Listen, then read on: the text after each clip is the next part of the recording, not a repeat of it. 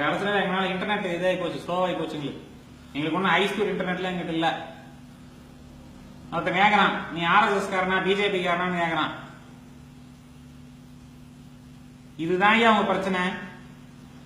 நான் போய் கேட்டுப்பாரு, நான் ஆர்எஸ்எஸ் காரனா பிஜேபி காரனா, பிஜேபி வேலை செஞ்சுக்கணும் கேட்டுப்பாரு. போ, கடைசியில இப்படி வாங்க விட்ட பாத்தியா நீ அந்த குரூப் தப்பட்ட கட்டுற குரூப் தான் நீ. இங்க பாரு, இது என்ன ஆர்எஸ்எஸ் காரனா, என்ன ஆர்எஸ்எஸ் காரனானே, என்ன பிஜேபி காரனானே?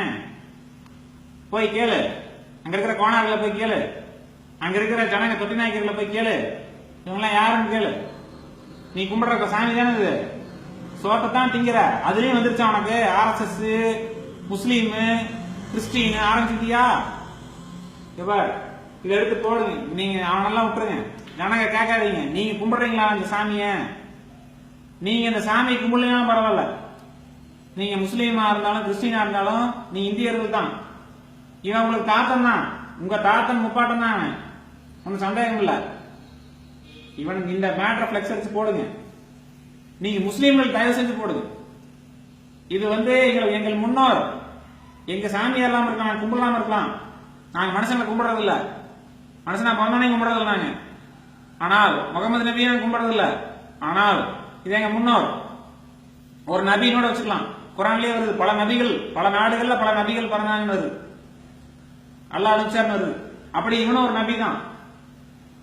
கிறிஸ்டின் சொல்றாங்க, அவங்க கிறிஸ்தருக்கும் கிறிஸ்து ரெண்டுக்கும் ரொம்ப தொடர்பு இருக்கு. கிட்டத்தட்ட ஒரே மாதிரிதான் இருக்கு ரெண்டு கதையும். ஆயர்கள்னே பேர் வைக்கிறான், பேராயர் ஆயர்னு பேர் வைக்கிறான். நீங்க அதை போடுங்க. இது எங்க முன்னோர், எங்க தாத்தன், எங்க தாத்தனுடைய வழிமுறை, எங்க தாத்தனுடைய மதம். நான் மாறி இருக்கலாம், ஆனால் இது எங்க தாத்தனுடைய மதம்.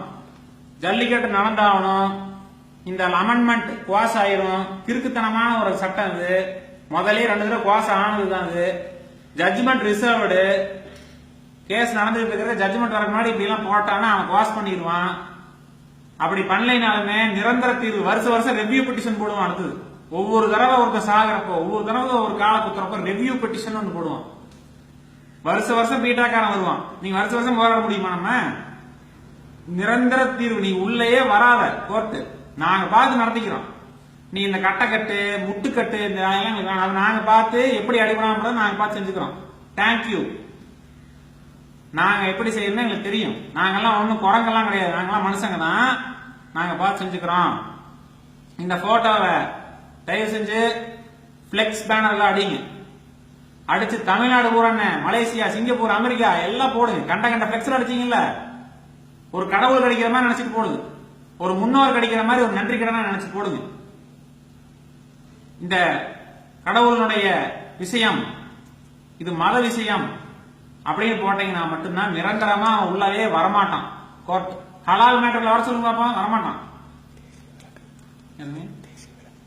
அடுத்தது இன்னொரு முக்கியமான விஷயம் சொல்றாரு. நம்ம நாட்டுல இவங்க எல்லாம்